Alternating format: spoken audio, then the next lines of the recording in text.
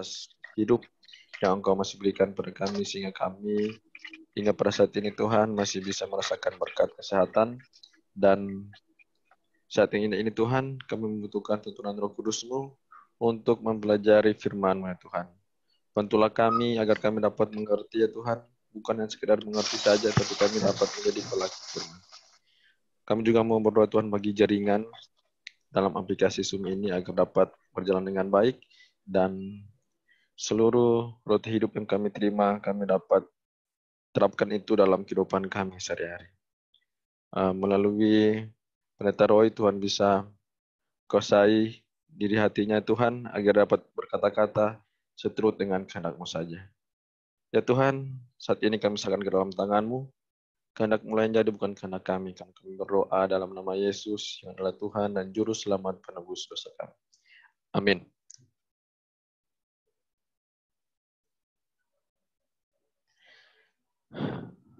Baiklah, pada kesempatan yang sangat indah ini, kami serahkan kepada Pendeta Roy bisa membawakan topik kita pada siang ini. Untuk tempat kami persilakan. Shalom kepada saudara-saudara sekalian. Selamat siang, salam sejahtera buat kita semua. Kita patut bersyukur kepada Tuhan karena satu lagi kesempatan yang Tuhan berikan kepada kita untuk sama-sama mempelajari firman Tuhan, walaupun hanya secara online pada siang hari ini. Ya, adalah satu kesempatan yang istimewa bagi kita untuk bisa berkumpul bersama-sama, saudara-saudara. Di sini ada satu pertanyaan yang saya harus jawab, ya, yang dikatakan, ya,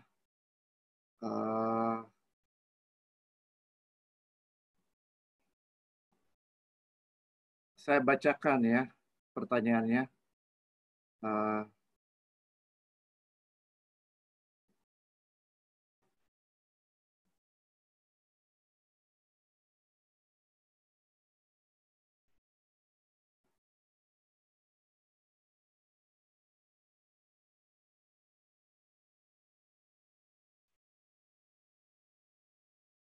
Di sini dibilang bahwa kita membahas satu pembahasan yang mengatakan bahwa antikristus itu menjurus ke dalam nominasi Kristen sendiri. Bagaimana pendapat kalau tentang teroris, ISIS, dan lain-lain? Apakah mereka termasuk antikristus jika mereka di luar Kristen? Ya. Kemudian kita membahas standpoint di mana kalau bahas Kristen adalah dalang di mana semua mengumpul umat memuja setan, bagaimana keterlibatan mereka dalam membantu hal tersebut. Sebenarnya ini saya sudah bahas dengan cukup rinci di dalam beberapa ya pembahasan mengenai bagaimana kemurtatan akan terjadi di dalam gereja Kristen, dan yang menubuatkan itu adalah Tuhan Yesus sendiri. Dan Tuhan Yesus juga mengatakan, waspadalah supaya jangan ada orang yang menyesatkan kamu di dalam Matius 24 ayat 4 dan 5. Waspadalah supaya jangan ada orang yang menyesatkan kamu, sebab banyak orang akan datang dengan memakai namaku. Jadi, saudara-saudara, jelas Tuhan Yesus mengamarkan akan datang Mesias palsu dan pakai nama Yesus. Dalam nama Yesus, ya, mereka akan memakai nama Yesus. Tidak ada orang non-Kristen yang akan datang memakai nama Yesus. Tidak ada. Jadi Mesias palsu ini artinya adalah akan muncul dari dalam sendiri. Ya, saudara-saudara, ini yang akan terjadi. Ini yang Alkitab katakan, bukan saya. Bukan saya katakan, saudara-saudara. Tapi Alkitab dan Tuhan Yesus sendiri yang mengamarkan. Kita sudah bahas cukup sedalam, ya, membandingkan ayat dengan ayat yang ada di dalam Alkitab, ya. Namun siang ini untuk meyakinkan saudara-saudara bahwa ini sebenarnya adalah yang Alkitab mau kita ketahui, ya, bahwa antikristus itu adalah kekuasaan dari dalam, lebih dari dalam. Nah, saya mengerti bahwa ya logika dari orang yang bertanya ini adalah bagaimana kalau Kristen adalah dalang pemujaan kepada setan, ya? Bagaimana dengan para penyembah setan sendiri? Bagaimana peranan mereka? Ya, saudara-saudara, kalau saudara baca berita, ya, belakangan ini ada satu isu yang sedang merebak dengan cepat, yaitu saya lihat koin bagaimana terminologi ini dibuat, saya agak ngeri, saudara-saudara. Tujuannya adalah untuk satu agama di seluruh dunia ini. Dan kita sudah pelajari di seri ini, itulah yang dinubuatkan di dalam Wahyu 13. Bahwa semua agama di atas dunia ini akan bersatu. Akan bersatu, saudara. Dan ini akan terjadi karena Alkitab bilang seperti itu. Bukan saya yang bilang, tapi Alkitab yang bilang seperti itu. Dan kita percaya itu akan terjadi. Dan isu ini sedang merebak sekarang, penyatuan agama di atas dunia ini. Ya, dengan keadaan yang ada sekarang, cepat sekali terjadi perubahan-perubahan, tapi salah satu yang lagi disorot, yang kontroversial adalah mulai dihembuskan adanya satu agama di atas dunia ini. Nah, saudara-saudara, di dalam Wahyu 12, ya, untuk menjawab pertanyaan yang tadi ditanyakan, ya, bagaimana ini sepertinya nggak masuk akal. Mari kita lihat di dalam Wahyu 12, ya, Alkitab mengatakan sesuatu yang sangat penting yang bagi saya ini harus di-share dengan saudara yang bertanya. Di dalam Wahyu 12, semoga saudara yakin dengan apa yang disampaikan oleh Alkitab. Ya, bukti bahwa apa yang kita ajarkan, yang kita dapatkan dari Alkitab ini bukan ajaran dari mainstream, itu membuktikan bahwa penyesatan memang sudah terjadi di dalam gereja Kristen. Ya, padahal Alkitab dengan plain menyatakan tentang antikristus. Ya, banyak bagian Alkitab yang berbicara mengenai antikristus. Karena Tuhan mau jangan ada di antara kita yang disesatkan. Nah, di dalam Wahyu 12 ayat 9, ya, dan naga besar itu si ular tua yang disebut iblis atau Satan, yang menyesatkan seluruh dunia dilemparkan ke bawah. Ia dilemparkan ke bumi bersama-sama dengan malaikat-malaikatnya. Perhatikan saudara di sini, naga besar itu si ular tua yang disebut iblis atau setan. Setan digambarkan dengan naga besar. Ya, kemudian ular tua, dan kemudian disebut iblis atau setan. Nah, saudara, ada 3 apelasi atau sebutan gambaran tentang setan. Yang pertama disebut naga besar itu. Apa yang Alkitab mau katakan? Ketika saudara memikirkan tentang naga, ya, yang ada di dalam pikiran saya dan saudara, bahwa naga itu adalah makhluk yang menakutkan, sehingga kita takut, ya, kalau disebutkan setan datang dalam wujud naga. Maka yang mau digambarkan adalah bahwa setan itu akan memaksa saya dan saudara untuk berbakti kepada dia. Tapi kalau disebut dia datang sebagai ular tua, maka kita tahu bahwa ular tua menggambarkan bagaimana setan menggunakan ular waktu di dalam buku Kejadian untuk menyesatkan Hawa, menyesatkan manusia, menyebabkan manusia jatuh ke dalam dosa. Nah, apa bedanya pemaksaan dengan penyesatan? Ya, setan menggunakan 2 metode ini. Kalau saudara tidak bisa dipaksa untuk melanggar perintah Tuhan dan kehilangan iman kepada Tuhan, maka setan akan pakai penyesatan. Kalau saudara tidak bisa disesatkan, ya, saudara tetap setia kepada Tuhan, walaupun dia sudah pakai segala cara untuk menyesatkan saudara, maka setan akan pakai yang terakhir, yaitu pemaksaan. Ya, saudara akan diancam untuk hukuman mati. Itulah yang kita telah pelajari di dalam Wahyu 13, ayat 14 dan 15. Bahwa dia akan mendirikan sebuah patung, agennya akan mendirikan binatang yang kedua, akan mendirikan patung untuk menghormati binatang yang pertama, kemudian setiap orang yang tidak mau menyembah patung itu akan dibunuh. Ini adalah metode naga, saudara. Metode pemaksaan, ancaman, ya. Dan ini adalah metode yang digunakan para mafia untuk mencapai segala tujuannya. Kalau seseorang nggak bisa disogok, maka mereka akan diancam. Keluarganya akan diancam. Ya, saudara-saudara, untuk melakukan apa yang dia mau. Dan setan pakai cara seperti ini. Ketika gereja Kristen mulai berkembang di dalam buku Kisah, semakin dianiaya, semakin diancam, semakin dibunuh, maka gereja Kristen itu semakin berkembang, semakin bertambah banyak. Jadi setan lihat di abad pertama mengerikan pertumbuhan daripada gereja Kristen dengan cepat.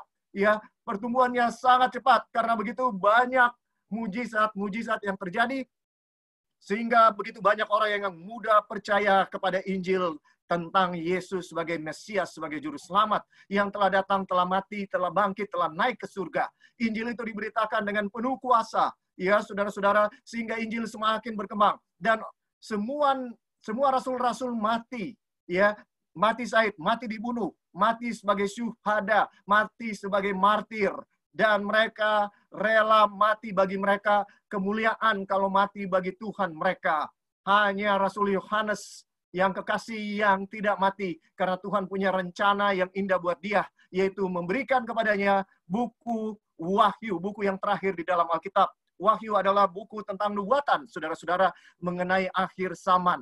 Dan saudara, ketika setan melihat bahwa dia tidak bisa menggunakan metode naga, penyiksaan, ya, dengan pemaksaan, dengan penganiayaan kepada jemaat ini justru semakin bertumbuh dengan cepat. Orang Kristen semakin setia ketika penganiayaan terjadi. Maka setan berubah strategi. Setan sekarang tidak menyerang dari metode naga dari luar, tapi dia menyerang dari dalam, saudara. Dia pakai metode ular. Dia bujuk gereja untuk akhirnya murtad tanpa disadari. Bagaimana caranya? Saudara baca sejarah. Sampai abad ketiga gereja itu begitu cepat pertumbuhannya. Semakin dianiaya, semakin bertambah-tambah orang Kristen. Tahun 303, Raja Kaisar Roma namanya Dioklesian. Ya, dia sangat kejam kepada orang Kristen. Ya, selama 10 tahun dikenal dalam sejarah gereja sebagai sejarah yang hitam. Ya, yang digambarkan dalam buku Wahyu, ya, sebagai penyiksaan selama 10 hari kepada jemaat, ya, Smyrna, salah satu dari 7 jemaat, ya, saudara-saudara, selama 10 hari di sana dianiaya, melambangkan 10 tahun penganiayaan yang sangat luar biasa harus dialami oleh umat-umat Tuhan di bawah Kaisar Dioklesian. Ya, saudara-saudara, kemudian, ya, apa yang terjadi berikutnya? Yang terjadi berikutnya, setan dengan liciknya merubah strateginya. Strategi apa yang dia lakukan? Ya, strategi apa, saudara? Yang dia lakukan berikutnya adalah dia sekarang masuk dari dalam, dia ganti strategi, dia pakai bujukan. Ya, dia pakai metode ular tua yang membujuk. Ingat bahwa ular tidak memaksa Hawa makan buah itu, tapi dengan liciknya, dengan penipuan, dia berhasil membuat Hawa tertipu dan Hawa melanggar perintah Tuhan. Saudaraku, firman Tuhan mengatakan, ya, bahwa umat-umat Tuhan akan mengalami kesusahan selama 10 hari di dalam Wahyu 2 ayat 10. Ya, kalau saudara mau lihat referensinya. Dan ini dalam sejarah kita catat terjadi selama 10 tahun penyiksaan di bawah Dioklesian, karena itu Kaisar Dioklesian, karena itu yang paling luar biasa penyiksaannya. Sampai tahun 313 dari 303. Kemudian seorang raja Roma, seorang kaisar Roma bernama Konstantin naik takhta sebagai raja. Apa yang terjadi? Yang terjadi kemudian adalah kompromi demi kompromi. Ya, orang-orang Kristen yang setia bilang, kita sudah capek, sekarang kaisar mau jadi Kristen. Kenapa kita nggak mau? Kenapa kita nggak mau kaisar jadi Kristen, saudara-saudara? Ya, dia mau jadi Kristen. Saudara tahu kenapa Konstantin mau jadi Kristen? Saudara boleh baca di ensiklopedia mana saja. Semua ensiklopedia ini akan katakan bahwa pertobatan Kaisar Roma pertama jadi Kristen adalah pertobatan yang tidak sungguh-sungguh, tapi lebih kepada politik, maksud politik. Tapi banyak versi bagaimana dia mau jadi Kristen. Salah satu versi saya akan bawakan saat ini, ya, karena ini satu yang sangat penting buat kita ketahui, yaitu sejarah gereja mula-mula. Ya, satu saat dia lagi berperang dengan musuh-musuhnya, dan Konstantin dengan tentaranya sedang dalam posisi yang tidak menguntungkan. Mereka ada di dalam satu tempat seperti lembah, sedangkan musuh-musuh mereka ada di sekitar di atas lembah itu. Secara strategi mereka terdesak. Mereka akan kalah karena musuh dalam posisi yang lebih menguntungkan daripada mereka. Tapi pada malam itu, ya, di dalam mimpi atau dia lagi keluar, ini versinya beda-beda, tidak masalah saudara, dia lihat di langit ada dua huruf dalam bahasa Greka. Chi modelnya seperti X dan roh modelnya seperti P, ya, P kecil. Nah, saudara-saudara, Chi dan roh ini dia lihat di langit, dia yakini ini adalah simbol daripada dewa orang Kristen, yaitu X, Chi, roh, Kristos, artinya Kristus. Dan dia yakin kalau ini adalah tanda bahwa dia akan menang besok dengan pertolongan dari dewa orang Kristen, yaitu Kristus. Dan benar besoknya dia menang. Maka sesuai dengan tekadnya, dia bilang kalau saya diberikan kemenangan oleh dewa orang Kristen, saya akan jadi Kristen. Motifnya lebih kepada politik, saudara. Ya, kemudian waktu itu keadaannya orang Kristen adalah agama yang dilarang. Selama di Eklesian maupun kaisar-kaisar sebelumnya, agama Kristen adalah agama yang dilarang pada saat itu di Roma. Ya, sangat dibenci oleh baik orang Yahudi maupun orang Roma. Bayangkan, tapi orang Kristen semakin bertumbuh dan populasinya mencapai hampir setengah dari Roma. Populasi daripada orang Kristen dengan cepat bertambah. Maka dengan lihainya pemimpin politik ini, dia mau menjadi Kristen untuk mempersatukan dua kekuatan yang besar. Ya, kekuatan untuk memperkokoh kedudukannya melawan musuh-musuhnya. Saudara-saudara, ya, pada saat itu, sesudah peperangan yang dia menangkan itu, dia pulang dan dia bilang, dia panggil pemimpin-pemimpin orang Kristen. Ya, saya mau bikin toleransi beragama. Agama Kristen saya akui sekarang sebagai agama yang sah di negara Roma ini, di kekaisaran, seluruh kekaisaran Roma. Sejak saat itu, ya, ini terkenal dengan Edict of Milan, saudara. Saudara boleh Google, ya. Edict of Milan dikeluarkan oleh Konstantin. Toleransi kepada semua agama untuk pertama kalinya gereja Kristen diterima sebagai agama yang sah resmi di Roma. Kemudian dia panggil pemimpin-pemimpin Kristen, dia bilang saya mau jadi Kristen. Tapi kalian, ya, harus tahu bahwa ada kompromi-kompromi yang harus kita lakukan. Ya, kenapa? Karena saya ini adalah pemimpin dari agama Roma. Kalau saya jadi Kristen, seluruh orang Roma, ya, agama Roma ini akan pindah jadi Kristen. Ya, nah, saya mau jadi Kristen, tapi saya punya syarat. Karena kalau seluruh orang Roma mau jadi Kristen, maka kita harus punya win-win solution untuk beberapa hal. Ya, dan ini saudara-saudara, ya, yang membuat begitu banyak kompromi di dalam gereja perlahan-lahan. Ya, contohnya, hukum kedua mengatakan jangan membuat bagimu patung yang menyerupai apapun yang ada di langit di atas atau yang ada di bumi di bawah atau yang ada di bawah bumi di laut di bawah bumi.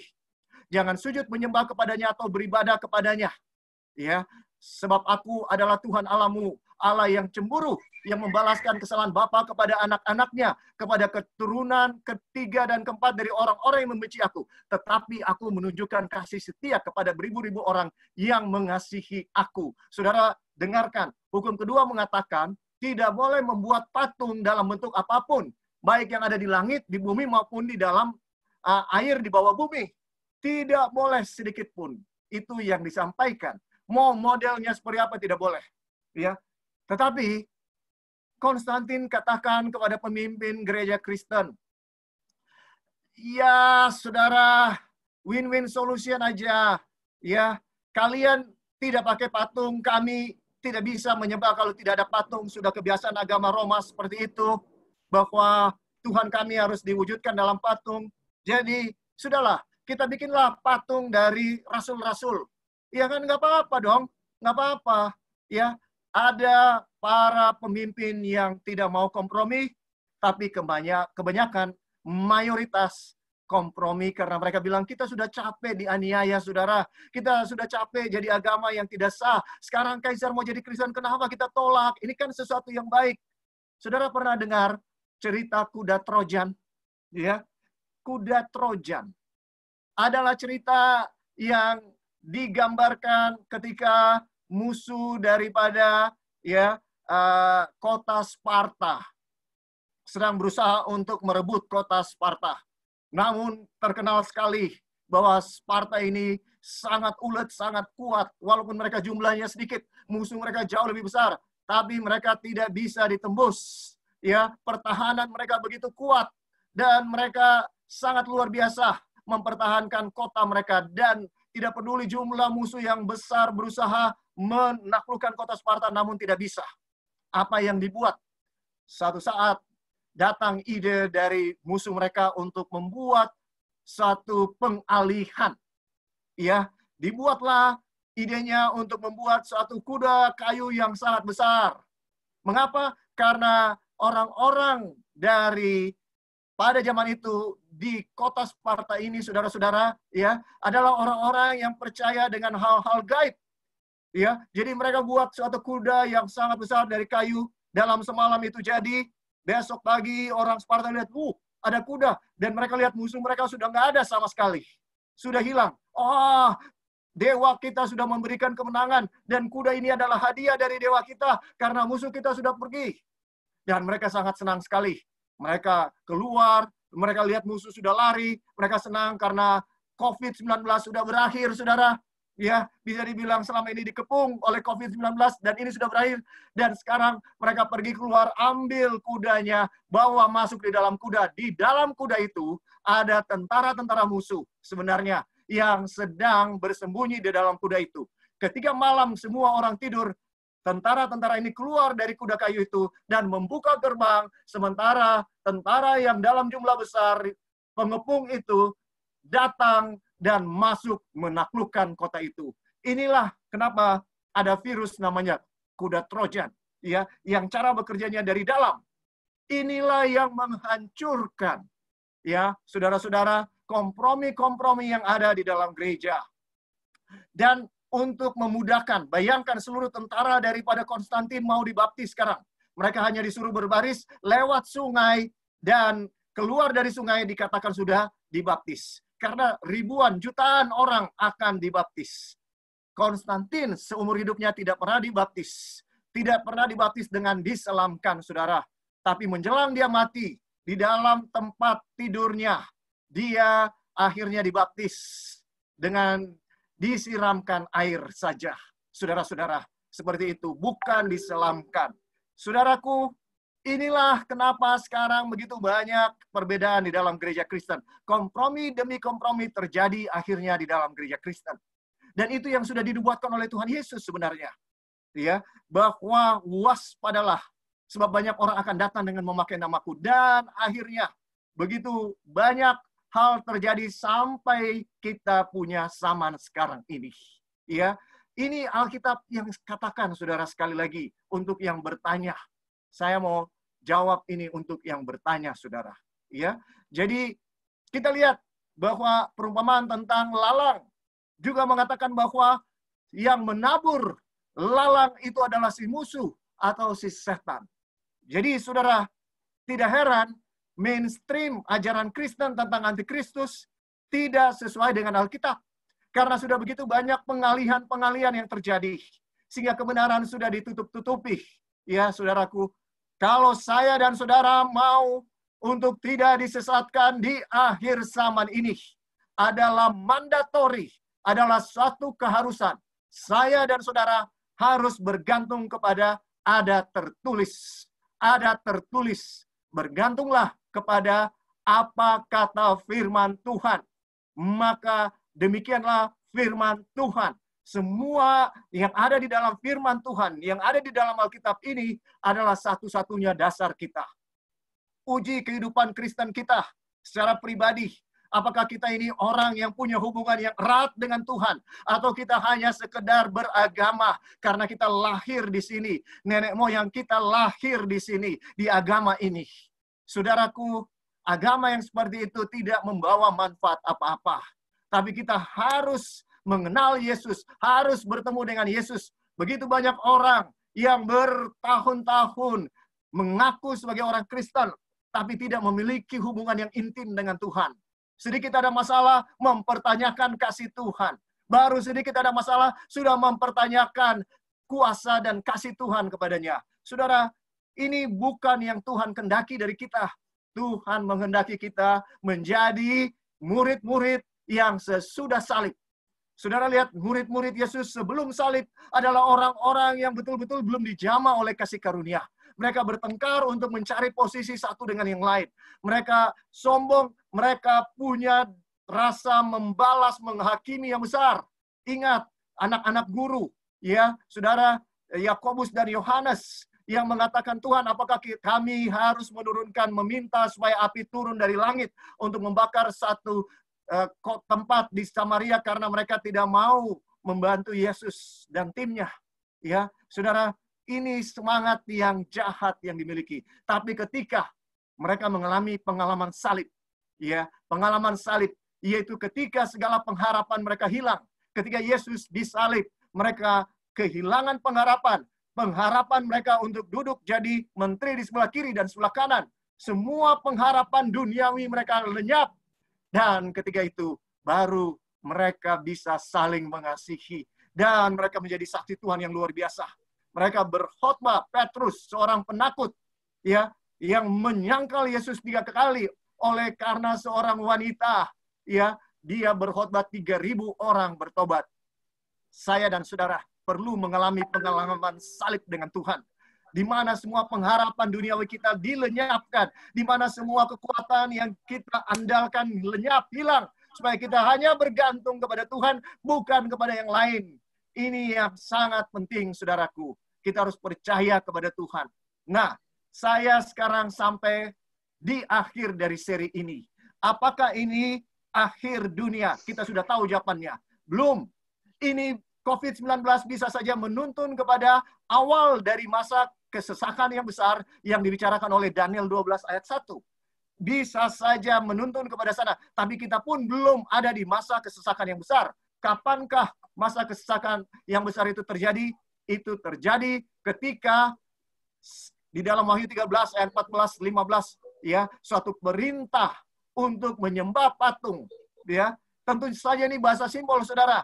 Ini patung hanyalah media penyembahan. Ada media yang akan digunakan untuk menyatakan bahwa perbaktian ini jadi satu.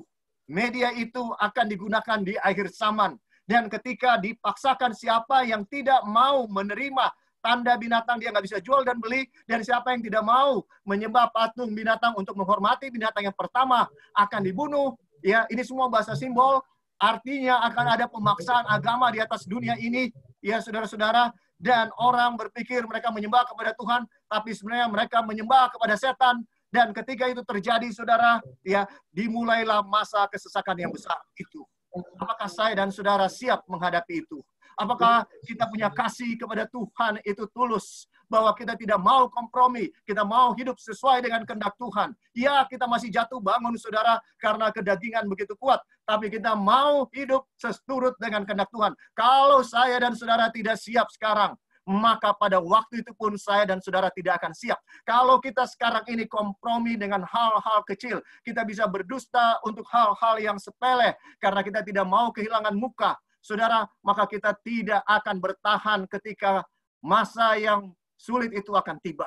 Belajar untuk hidup apa adanya sebagai orang Kristen. Ya, belajar untuk hidup tulus di hadapan Tuhan dan sesama. Belajar untuk murni dalam perkataan, dalam perbuatan, dalam pikiran. Semua ini tidak bisa kita lakukan dengan kekuatan kita sendiri. Itu sebabnya kita perlu duduk dekat kaki Yesus. Perlu untuk selalu hadir di dalam doa kepada Tuhan. Setiap saat berdoa tanpa berkeputusan. Minta Yesus selalu hadir. Sehingga kita akan selalu melakukan yang benar. Dijauhkan dari pencobaan. Jangan, itu doa saya dan saudara setiap saat. Jangan membawa kami ke dalam pencobaan. Tapi saudara, doa ini bukan cuma didoakan. Harus dilakukan. Kalau saya dan saudara tahu bahwa kita akan jatuh kalau pergi ke situ, kita sedang membawa diri dalam pencobaan. Sekarang saya mau lanjutkan pelajaran di dalam Matius 24 ayat 15. Sekali lagi, seri ini sudah selesai, bahwa kita tahu Tuhan sudah sangat dekat dengan kedatangannya, tanda-tandanya. COVID-19 adalah salah satu tanda. Tapi saya mau sampaikan, saudara, bahwa kita bahkan belum ada di masa yang tanda-tanda sesudah ayat 9 di dalam Matius 24. Nah, sekarang kita sudah bahas sampai ayat 14 dengan luar biasanya cukup detail, ya. Sekarang kita masuk di dalam Matius 24 ayat 15. Jadi apabila kamu melihat pembinasa keji berdiri di tempat kudus, menurut firman yang disampaikan oleh Nabi Daniel, para pembaca hendaklah memperhatikannya. Saudara dengarkan, Yesus bilang sesudah dia mengatakan di dalam ayat 14, dan Injil kerajaan ini akan menjadi kesaksian bagi semua bangsa, baru tiba kesudahan, ya. Saudara, kita sudah cukup panjang bahas itu dalam sesi-sesi sebelumnya. Kalau saudara belum pernah dengar, saudara bisa lihat rekamannya, ya. Tetapi sekarang Yesus mengulang lagi apa yang dia sampaikan di dalam ayat 4 dan 5, ya. Dari mana saya tahu bahwa dia ulang lagi? Karena itu yang dia tekankan, saudara. Itu yang penting. Dia bilang Mesias palsu akan muncul di dalam ayat 4 dan 5. Hati-hati dengan Mesias palsu. Dan Mesias palsu ini banyak jumlahnya, sehingga banyak orang akan tersesat. Kemudian ayat 11, munculnya nabi palsu. Dan yang kita mengerti bahwa Mesias palsu ini banyak, tapi sebenarnya cuma satu, ya, yang harus kita perhatikan. Yaitu dia jenisnya sama. Dari zaman Tuhan Yesus dia sudah ada, tapi dia ada terus, sampai datang yang dikatakan oleh Alkitab di akhir zaman. Dia akan menyatakan dirinya. Artinya, kita akan tahu dia siapa di akhir zaman. Sebelum akhir zaman, kita tidak akan tahu. Itu yang disampaikan saudara-saudara. Dan pada saat yang sama, kita tahu bahwa kita betul-betul ada di akhir zaman ketika antikristus ini akan muncul, akan datang. Dia binatang yang pertama dalam Wahyu 13, dan binatang yang kedua di dalam Wahyu 13. Saudara-saudara, inilah Mesias palsu ditambah dengan nabi palsu. Mereka akan bekerja sama, ya, dan metode mereka yang membuat semua orang betul-betul tertakjub dengan mereka dan tidak sadar bahwa ini adalah penyesatan. Di dalam ayat 24-25 disebutkan, sebab Mesias-Mesias palsu dan nabi-nabi palsu akan muncul, dan mereka akan mengadakan tanda-tanda yang dahsyat dan mengadakan mujizat-mujizat, sehingga sekiranya mungkin mereka menyesatkan umat-umat pilihan juga. Saudara, mujizat-mujizat akan dilakukan dengan maksud untuk menyesatkan orang, ya, sehingga orang akan yakin bahwa mereka ini adalah orang-orang yang penuh kuasa dari Tuhan, padahal sebenarnya tidak. Dan itu yang Yesus amarkan juga di dalam Matius 7 ayat 21. Ya, bukan setiap orang yang berseru kepadaku Tuhan, Tuhan akan masuk ke dalam kerajaan surga, melainkan dia yang melakukan kehendak Bapa di surga. Itu yang disebutkan, ya. Pada hari terakhir banyak orang akan berkata, Tuhan, Tuhan, bukankah kami bernubuat demi namamu? Bukankah kami mengadakan mujizat, mengusir setan demi namamu, dan mengadakan banyak mujizat demi namamu juga? Pada waktu itulah aku akan berterus terang kepada mereka. Tuhan Yesus bilang, aku akan berterus terang kepada mereka. Aku tidak pernah mengenal kamu, hanyalah kamu sekalian pembuat kejahatan. Oh, saudaraku, sangat menyedihkan kalau kita sebagai orang Kristen akan mendapatkan kata-kata seperti itu dari Tuhan Yesus. Jangan ada dari antara kita yang akan mendapatkan kata-kata seperti itu. Selama ini kita pikir kita berbakti kepada Tuhan Yesus, tapi ternyata kita tidak dikenal oleh Dia. Saudara, ini jangan menjadi pengalaman saya dan saudara. Mengapa kita tidak dikenal oleh Yesus? Oleh karena kita tidak memiliki hubungan yang intim dengan Dia. Kita tidak memiliki hubungan yang intim dengan Dia. Itu kuncinya, saudara. Kalau saja saya dan saudara memiliki hubungan yang intim dengan Dia, maka kita, saudara-saudara, akan punya kuasa untuk tahu penyesatan sedang terjadi dalam diri, ya, dalam diri kita. Bahwa hati kita mulai menipu diri kita sendiri. Kita akan tahu, ya. Saudara, mari kita lihat di dalam 1 Korintus 8, kenapa orang-orang, ya, tidak dikenal oleh Tuhan. Ya, di dalam 1 Korintus 8. Saya jadi teringat ayat ini. Saya mau bagikan karena ayat ini sangat luar biasa, ya. Kita harus tahu supaya kita jangan ditolak oleh Tuhan Yesus, ya. Di dalam 1 Korintus 8 ayat 3. Tetapi orang yang mengasihi Allah, ia dikenal oleh Allah. Saudara dengar, Kenapa Yesus bilang, aku tidak mengenal kamu? Karena kita tidak mengasihi Allah. Tapi tentu saja semua orang Kristen akan katakan, kami mengasihi Yesus, kami mengasihi Allah. Ya, tapi saudara, saya mau bilang kalau kita mengasihi Allah, maka kita harus menghabiskan waktu dengan Allah.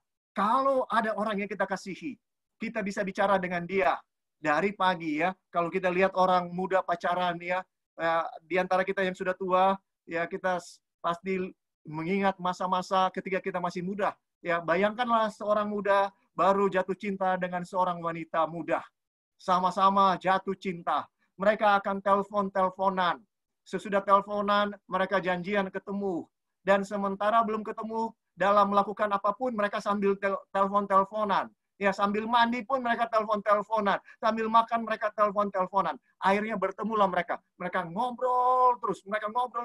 Mereka pulang sudah larut. Pas sampai di rumah, jam 10, baru masuk kamar, terus langsung angkat telepon lagi. Bagaimana kamu? Aduh, saya baru mandi nih. Aduh, baru mau tidur. Keterusan ngomongnya sampai pagi. Pas mereka sudah naik di atas atap, ya dari kamarnya ada loteng, dia naik ke atap, dia lihat bulan, bintang. Waduh, romantis sekali rasanya. Ngobrol di telepon, di bawah bulan purnama, bintang-bintang, langit yang cerah. Terasa sudah pagi, saudara.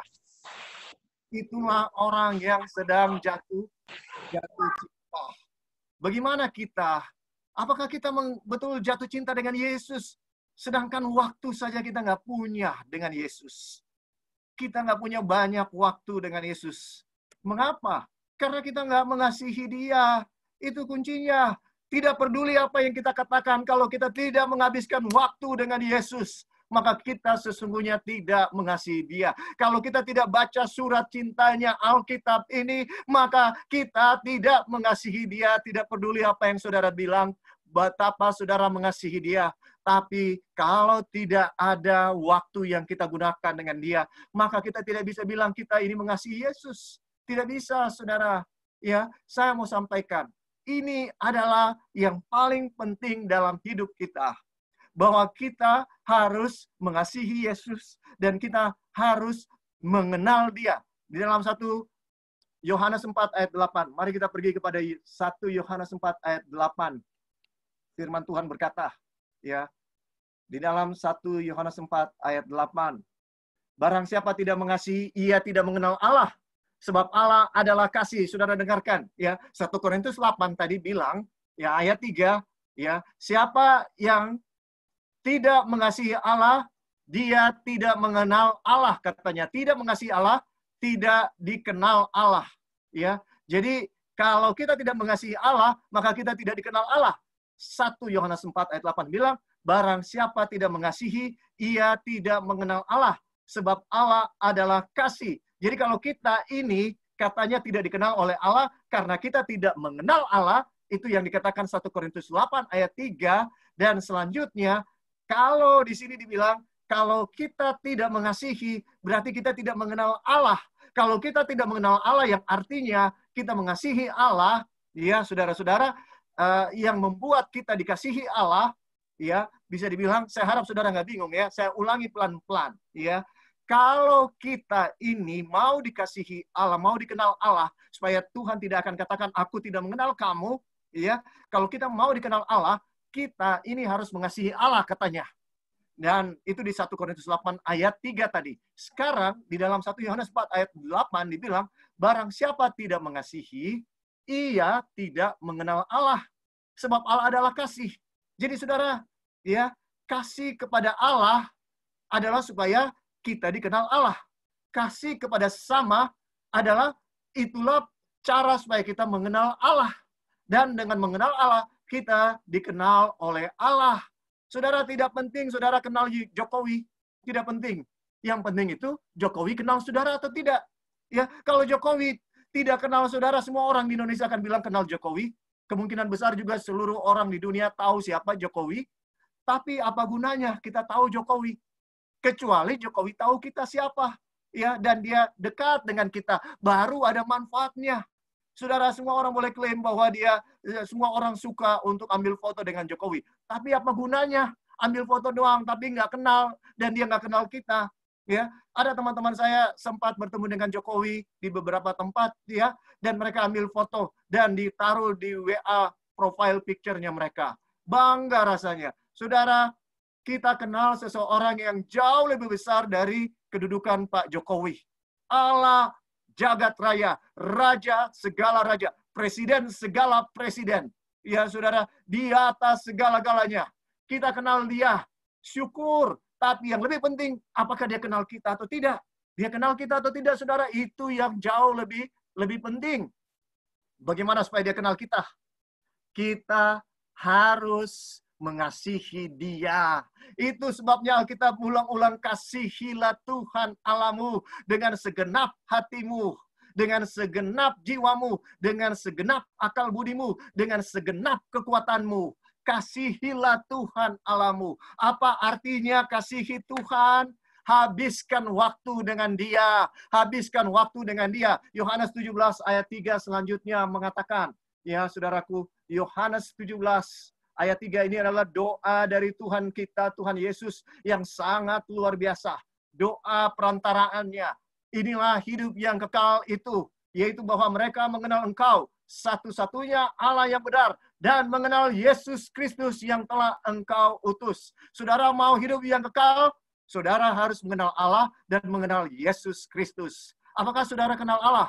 Apa artinya kenal? Memiliki kasih kepada Allah dan memiliki waktu kepada Allah untuk dihabiskan. Ya, saudara, kata kenal ini sangat luar biasa. Inilah hidup yang kekal. Saudara mau hidup kekal, saudara harus mengenal Allah, mengenal Yesus Kristus. Kalau saudara tidak kenal, tidak ada gunanya. Sekarang apa artinya mengenal? Dan apakah ayat ini mengatakan bahwa hidup kekal itu akan kita terima hanya ketika Yesus datang kedua kali? Bagi kebanyakan orang, hidup kekal ketika ditanya, dia akan katakan, yaitu waktu Yesus datang kedua kali, saya diubahkan dari tubuh yang dapat mati menjadi tubuh yang tidak dapat mati. Itulah hidup yang kekal. Tetapi saudara, Yesus bilang di sini, inilah hidup yang kekal. Artinya dia mau sekarang atau nanti? Dia mau sekarang. Dia mau bahwa umat-umat Tuhan punya kehidupan kekal sekarang. Apa hidup kekal itu? Kebanyakan kita juga berpikir bahwa hidup kekal itu adalah kuantitas, yaitu hidup tidak mati-mati. Tetapi sebenarnya hidup kekal bukan cuma kuantitas, tetapi sesuatu yang baik Tuhan nggak mau tunggu nanti, yaitu waktu Yesus datang kedua kali, baru kita dapat hidup yang kekal itu. Di sini dibilang inilah hidup yang kekal itu. Artinya sekarang kita bisa nikmati, yaitu kualitas daripada hidup. Kalau saudara dikasih pilihan, hidup 1000 tahun, tapi penuh dengan penderitaan, sakit penyakit, dan pertengkaran, keributan, ketidakdamaian, peperangan dengan keluarga-keluarga kita yang terdekat, dan saudara bisa hidup 1000 tahun. Atau dikasih 1 juta tahun, tapi hidupnya penuh dengan konflik, penuh dengan keributan, pertikaian, dan kesusahan, penderitaan karena sakit-sakit. Tapi saudara nggak bisa mati-mati, saudara harus sampai 1 juta tahun baru bisa mati. Atau saudara hidup 70 tahun, tapi saudara bahagia tiap hari. Tapi hanya 70 tahun. Saudara mau pilih yang mana? Saudara, saya menjebak saudara. Saya akan memilih hidup bahagia, tapi nggak mati-mati. Buat apa hidup bahagia hanya 70 tahun kemudian mati di atas dunia ini? Buat apa? Tuhan tidak merencanakan saudara hanya hidup 70-80 tahun di atas dunia ini, atau 120 tahun, katakanlah 120 tahun, tapi kemudian saudara mati untuk selama-lamanya. Tuhan tidak menghendaki itu sebenarnya. Tuhan mau kita hidup bahagia bahkan masih di dunia ini, bukan nanti di surga. Dan kita bisa dapat itu. Bagaimana caranya? Kalau kita dekat dengan Tuhan, kalau kita mengenal Tuhan setiap hari. Apakah arti dari kata mengenal? Di dalam Alkitab, kata mengenal punya makna yang dalam. Saudara ingat, waktu Musa berbicara dengan Tuhan secara intim 40 hari di Bukit Sinai. Saking intimnya, saudara, Berada di hadirat Tuhan membuat dia tidak lapar dan haus. 40 hari dia tidak makan, tidak minum di Bukit Sinai. Karena dia bertemu dengan Tuhan langsung. Hadirat Tuhan memberikan kekuatan energi yang sangat luar biasa. Ketika dia turun, saudara, apa yang terjadi dengan Musa? Mukanya bercahaya, penuh kemuliaan. Sehingga orang kalau berbicara dengan dia harus tutup. Ya. Akhirnya Musa dipasangin tudung. Dipasangin tudung seperti orang pasang tudung sekarang, tudung kaca, supaya tidak kena virus COVID seperti itu. Karena mereka melihat kemuliaan. Kalau saya dan saudara berbicara dengan Tuhan setiap saat dengan intim, maka muka saya dan saudara akan memancarkan kebahagiaan. Ya, karena kita memiliki kedamaian yang sejati di hadirat Tuhan. Ya, bukan di hadirat dunia, bukan karena harta dunia, bukan karena kedudukan dunia, bukan karena semua yang ada di atas dunia ini. Apa yang membuat saya dan saudara bahagia? Kita harus bertanya, kalau semua kesenangan dunia ini, kalau semua kedudukan dunia, ya, kalau semua ya yang ada di dunia ini yang membuat saya dan saudara bahagia, kita harus menangis kepada Tuhan. Seharusnya yang membuat kita bahagia kalau kita ada di hadirat Tuhan, kalau kita dekat dengan Tuhan, kalau kita hidup memuliakan Tuhan. Itulah yang menjadi kebahagiaan terbesar kalau kita melakukan tugas tanggung jawab yang Tuhan telah percayakan. Ya, pergi ke seluruh dunia menjadi berkat bagi semua orang, saudara. Ini yang Tuhan mau. Orang-orang Kristen harus menjadi berkat, bukan menjadi masalah. Ya, menjadi solusi, bukan menjadi penyebab masalah. Jangan, kita pembawa damai, bukan yang membuat keributan dimanapun kita berada. Di kantor, di rumah, di gereja, dimanapun. Kita harus menjadi orang yang membawa damai, yang akan disebut sebagai anak-anak Allah. Saudara, dengarkan ya, saya dan saudara bisa memperoleh hidup kekal sekarang, bukan nanti, kalau kita dekat dengan Tuhan. Nah, kata mengenal ini punya arti yang sangat dalam, saudara. Ya, dalamnya sangat dalam. Kata ini digunakan di dalam Kejadian 4 ayat 1 untuk pertama kalinya di dalam Alkitab. Ini kata yang sama di dalam Kejadian 4 ayat 1. Ya, saudara perhatikan. Kemudian manusia itu bersetubuh dengan Hawa istrinya. Itulah versi bahasa Indonesia. Kalau saudara buka versi King James, maka bunyinya kemudian manusia itu mengenal Hawa istrinya. Ya, saudara, dengarkan, mengenal Allah adalah sesuatu yang sangat penting. Kalau kita tidak mengenal Allah, maka kita akan binasa dan kita tidak bahagia di atas dunia ini. Ya, mengenal artinya memiliki hubungan intim antara suami dan istri. Ya, jadi ketika Yesus bilang, inilah hidup yang kekal itu, yaitu mereka mengenal Allah.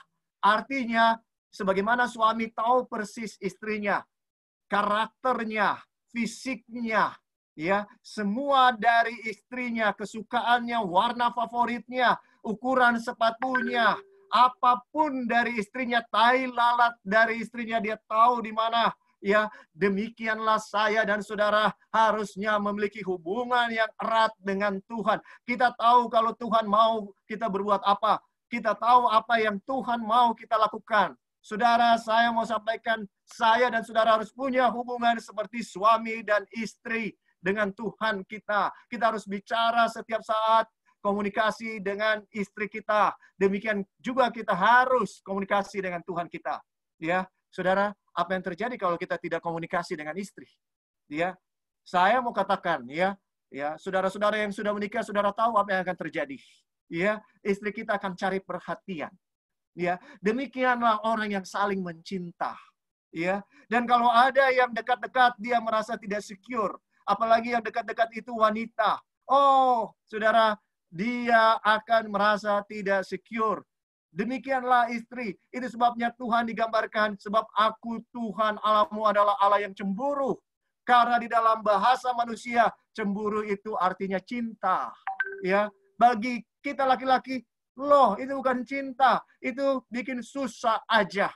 Tapi bagi perempuan, itu bukti bahwa mereka mencintai suami mereka. Ya, saudaraku, Ini yang Tuhan mau. Kita harus punya hubungan yang erat dengan Dia. Jangan sekedar beragama untuk rutinitas. Karena saya lahir di sini. Nenek moyang saya lahir di sini. Jangan, saudara, agama seperti itu tidak akan membawa manfaat apa-apa. Kita sudah lihat itu yang terjadi waktu Yesus datang. Mereka bahkan salibkan Dia. Umat Tuhan sendiri yang menyalibkan Tuhan Yesus. Dan jangan kita ulangi kesalahan yang sama. Kita hidup murni, benar, jujur di hadapan Tuhan. Jangan berpura-pura kalau mengasihi. Itu yang firman Tuhan sampaikan. Dan saudara, dengarkan, ya, hubungan yang intim dengan Tuhan sangat diperlukan. Kalau tidak, kita akan binasa. Itu yang dikatakan, ini sangat serius. Sampai dikatakan di dalam Hosea 4 ayat 6. Di dalam Hosea 4 ayat 6. Firman Tuhan berkata, umatku binasa oleh karena mereka tidak mengenal Allah. Umatku binasa karena tidak mengenal Allah. Hati saya mendidih setiap kali saya membaca ayat ini. Mengapa, saudara? Kalau orang tidak percaya kepada Tuhan, binasa karena tidak mengenal Tuhan, itu normal, itu wajar. Tapi kalau umat Tuhan binasa karena tidak mengenal Allah, itu menyakitkan. Bagaimana mungkin kita ini orang-orang yang berbakti, taat. Dan kalau saudara baca, ya, Nabi Hosea itu hidup sesamaan dengan Nabi Yesaya. Dan apa yang terjadi di zaman itu? Bahwa agama sudah menjadi suatu ritual belaka. Tidak punya kekuatan untuk mengubah hati yang jahat untuk menjadi hati yang baik. Maka tidak ada gunanya agama seperti itu. Sebab itu Tuhan bilang, umatku binasa karena mereka tidak mengenal aku. Ya, siapa yang menolak pengenalan itu? Tuhan bilang, karena engkaulah yang menolak pengenalan itu. Engkau tidak mau ambil waktu dengan aku. Engkau tidak mau dekat dengan aku. Maka aku menolak engkau menjadi imamku. Saudara, ya, saya dan saudara, laki-laki, ya, suami, ayah adalah pemimpin dalam rumah tangga. Tapi kalau ayah lebih suka hiburan dunia, ayah lebih suka bekerja lembur daripada punya waktu dengan Tuhan Yesus, maka dia tidak bisa jadi imam. Dia tidak bisa jadi teladan. Ya, saudara, dan ini menyakitkan. Kalau sampai Tuhan menolak saya dan saudara sebagai imam, karena kita tidak punya waktu dengan Tuhan. Saudara, pimpin peribadatan keluarga. Sebagai imam, saudara sudah harus lebih dulu berbakti, beribadah kepada Tuhan. Sebelum saudara pimpin perbaktian keluarga itu. Saudara, kalau tidak kita akan ditolak oleh Tuhan sebagai imam. Kita tidak mungkin berikan sesuatu yang kita tidak miliki. Apa yang kita mau ajarkan kepada anak-anak kita kalau kita sendiri tidak punya hubungan yang intim dengan Tuhan? Dan karena engkau melupakan pengajaran Allahmu, maka aku juga akan melupakan anak-anakmu. Saudara, begitu banyak orang tua dewasa ini mengeluh, pendeta, anak saya tidak rohani. Pendeta, anak saya tidak tertarik dengan hal-hal rohani. Dan kita serahkan kepada guru-guru, ya, Alkitab di dalam gereja untuk mengajar. Ya, kita serahkan kepada guru-guru agama di sekolah untuk mengajar mereka soal agama. Saudara, apa yang kita bisa berikan kalau kita sendiri lebih tertarik untuk menghabiskan waktu dengan baca berita, bukan dari surga, berita dari dunia ini. Ya, apa kurang waktu kita untuk baca berita? Kenapa waktu membaca berita, waktu untuk chatting dengan teman di sosial media, ya, lebih banyak kita habiskan daripada untuk chatting dengan Tuhan. Tuhan sangat rindu dan Tuhan selalu responsif. Tuhan tidak pernah biarkan chattingan kita tidak direspon. Saudara, Tuhan selalu ada di sana. Kenapa kita tidak mau datang kepada Dia? Ya, ini suatu seruan yang diberikan oleh Tuhan. Ya, umatku binasa karena tidak mengenal aku. Karena mereka tidak punya hubungan yang intim dengan aku. Saudara tahu, Nabi Hosea, seorang pendeta muda yang baru tamat, dan kemudian siap untuk melayani. Tuhan bilang, kamu cari istri di tempat tuna susila, wanita tuna susila. Kamu cari yang namanya Gomer, dia seorang WTS kelas kakap, kamu jadikan dia istrimu. Ya, ya, kamu adalah pendeta, kamu adalah pelayan, kamu adalah gembala, kamu harus selamatkan dia. Kemudian menikahlah pendeta muda ini yang kemana saja dia pergi digunjing-gunjingkan orang. Tahu nggak, istri pendeta itu adalah mantan WTS loh. Ya, saudara bisa bayangkan, kemanapun dia pergi melawat untuk melayani umat-umatnya, umat-umat Tuhan bilang, wah pendeta kita yang baru itu istrinya mantan WTS loh. Ya, bayangkan gosip beredar di mana-mana. Tapi ya ini WTS sudah mulai berubah, sudah bertobat. Ya sama seperti Maria Magdalena sudah bertobat. Jadi jemaat bilang nggak apa-apa lah, kita kasih kesempatan. Dia sudah bertobat, ya. Ngapain kita ingat-ingat? Kan dosanya sudah dibuang ke tubir laut. Ngapain kita bicarakan lagi? Janganlah dibicarakan. Akhirnya mereka terimalah ya Hosea sebagai pendeta muda dengan istrinya Gomer. Punya 3 anak. Saudara, ya, anak pertama yang lahir, anak kedua, anak ketiga lahir, ya, entah kenapa dia menikmati melayani, menemani suaminya sebagai pendeta, sebagai gembala, ya, melayani umat-umat Tuhan, dia nikmati peran barunya, kehidupan lamanya sudah hilang. Dia sudah tinggalkan dan dia merasa bahagia lebih dari apapun selama dia hidup. Dia memiliki sekarang hubungan yang erat, yang intim dengan Tuhan. Tapi entah kenapa satu saat dia rindu manusia lamanya. Dia ingin bertemu lagi dengan orang Amaleknya. Oh saudara, ini sangat menyedihkan. Belum tuntas matinya orang Amalek itu rupanya. Masih ada benih-benih yang hidup. Ya, saudara, by the way, ya, banyak orang bilang kok Tuhan di Perjanjian Lama kejam sekali. Disuruh bunuh orang-orang Amalek itu sampai anak-anak disuruh bunuh. Bayi-bayi disuruh bunuh. Saudara, Tuhan itu sepertinya kejam. Tidak, saudara. Tuhan tahu itu akan jadi batu sandungan bagi umat-umatnya di masa yang akan datang. Itu sebabnya Tuhan suruh habiskan mereka. Tapi umat Tuhan tidak lakukan tugas itu. Dan akhirnya benar-benar jadi batu sandungan berulang-ulang kali. Saudara, itu yang dilakukan oleh Saul tidak mentuntaskan tugasnya membunuh orang Amalek sampai habis. Ya, tapi akhirnya menjadi bumerang berkali-kali. Ya, ini yang terjadi dengan Gomer, tidak tuntas menghabiskan dosa, meninggalkan dosa kesayangannya tidak tuntas. Apa yang terjadi dengan dia? Akhirnya apa yang dia tidak taklukkan menaklukkan dia. Saudara dengarkan, apa yang saya dan saudara tidak taklukkan akan menaklukkan kita cepat atau lambat. Itu tinggal masalah waktu, saudara. Apa yang terjadi akhirnya? Ceritanya berlanjut. Gosipnya semakin kencang. Trending topik nomor 1. Ya, istri pendeta kembali ke tempat pelacuran. Aduh, saudara, mau taruh di mana muka dari Hosea? Saya nggak bisa bayangkan, saudara. Ya, saya tidak bisa bayangkan. Tidak ada muka lagi dia berjalan. Anggota-anggotanya kasihan dan juga bingung melihat tentunya pendetanya. Yang senang sama Hosea tentunya penuh dengan simpati. Sementara yang kurang-kurang senang karena sering ditegur oleh pendeta yang setia ini, tentunya sekarang bilang, baru rasain. Nggak benar memang pendeta ini. Lihat aja istrinya sampai lari dari dia. Ya, saudara-saudara. Dan kita tahu ceritanya. Secara peraturan, secara Alkitab, maka Hosea sudah boleh menceraikan istrinya. Oleh karena alasan persinahan. Hanya persinahan yang membolehkan perceraian atau kematian. Maka dia sudah boleh menikah.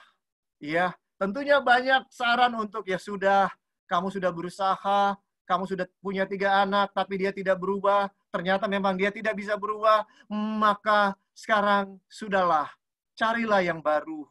Ya, pasti jemaat mengerti. Itu kan bukan kesalahan kamu. Kamu ditinggalkan kok. Dan dia sudah menjadi pelacur lagi. Ya, mau bilang apa? Ya, tetapi Tuhan bilang kepada Hosea di dalam doa pribadinya, Tuhan bilang, kamu harus pergi tebus dia.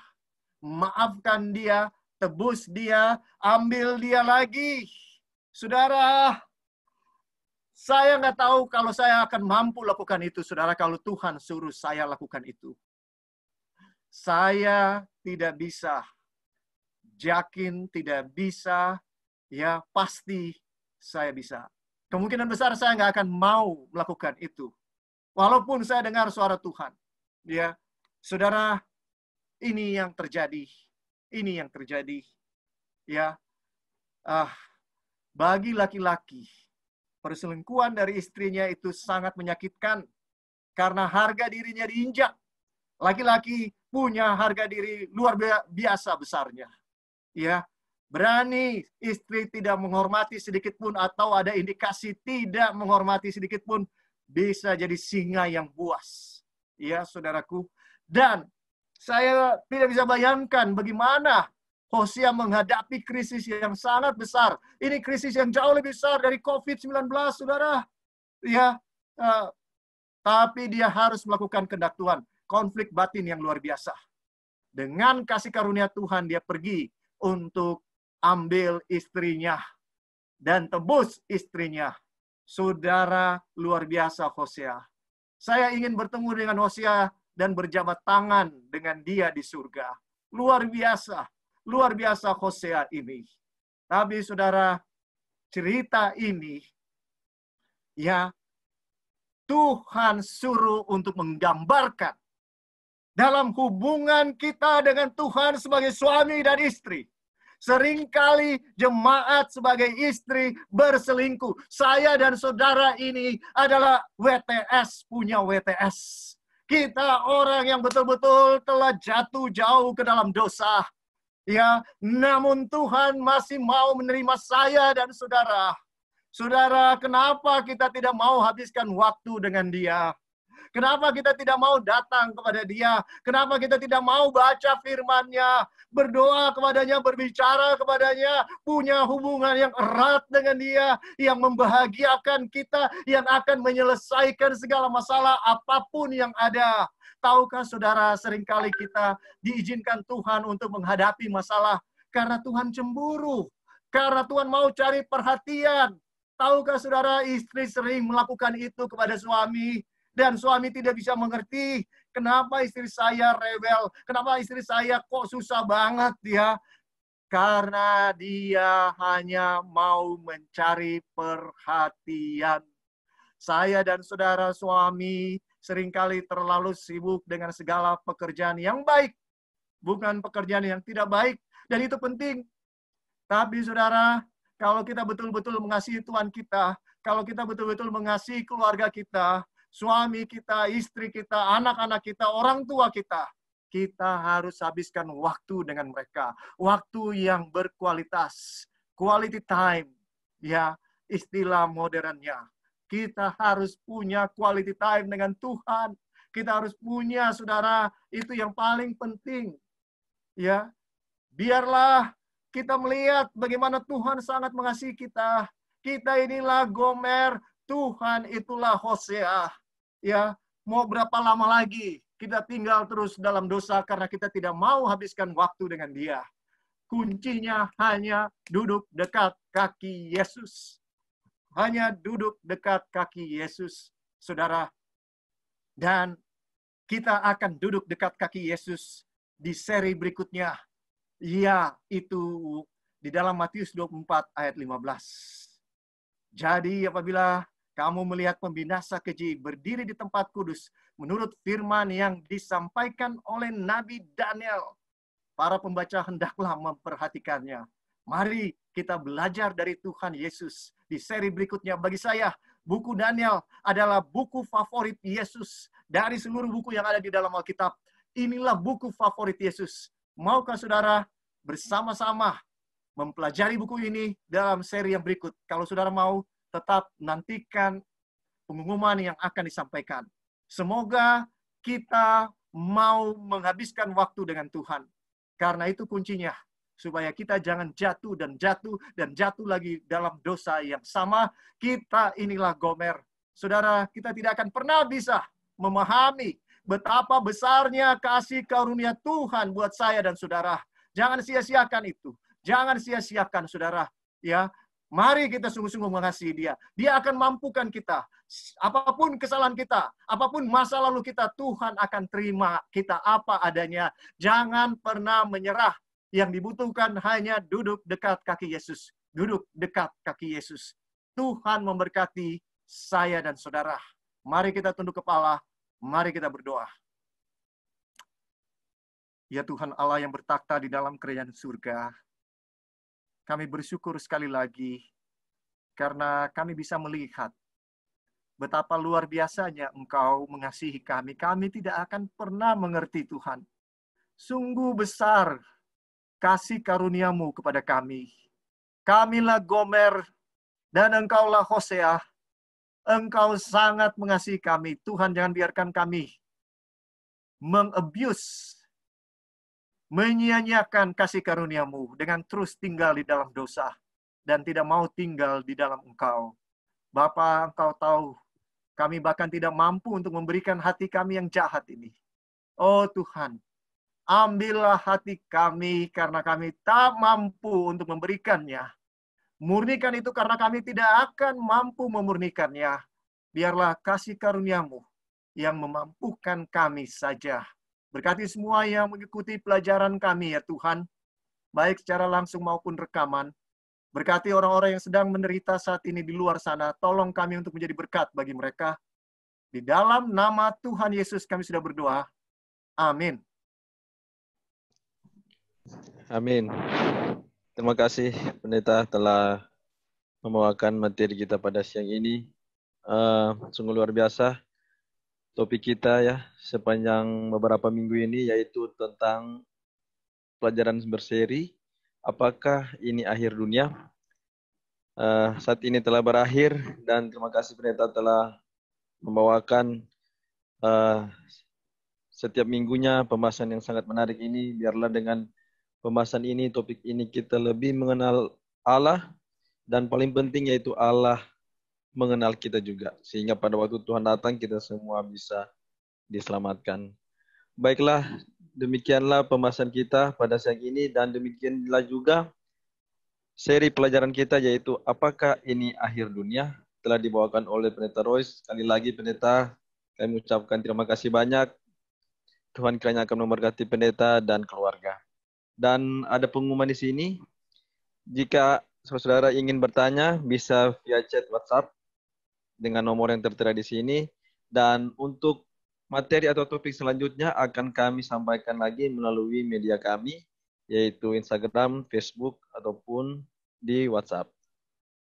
Terima kasih banyak Pendeta. Terima kasih juga saudara-saudara yang sudah menyiapkan waktu untuk bersama-sama mempelajari dari waktu ke waktu selama seri ini berlangsung, yaitu seri apakah ini akhir